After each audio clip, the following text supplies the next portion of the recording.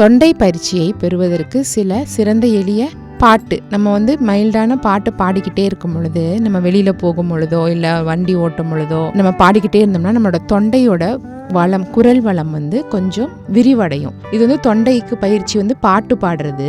பாட்டு பாடிட்டே இருந்தோம்னா நம்மளோட தொண்டை விரிவடையும். அடுத்தது நாக்குக்கு என்ன வேலை அப்படின்னு பார்த்தோன்னா, உங்கள் நாக்கின் நுனியை உங்கள் மேல் பற்களுக்கு பின்னால் வைத்து ஒரு நாளைக்கு 2 நிமிடங்கள் முன்னும் பின்னுமாக ஸ்லைடு செய்யுங்க. இப்படி உள்ள இழுக்கணும், மேலேருந்து உள்ள இழுக்கணும். இது நாக்குக்கான பயிற்சி.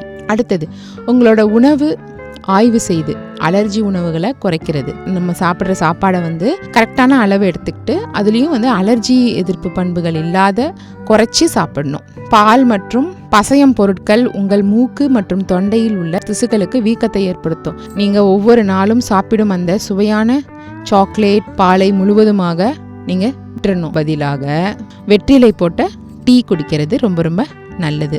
இந்த ஷார்ட்ஸோட முழு வீடியோவை நீங்கள் பார்க்க நினைக்கிறீங்கன்னா கீழே இருக்கிற லிங்கை ப்ரெஸ் பண்ணி பார்த்து பயன்பெறுங்க.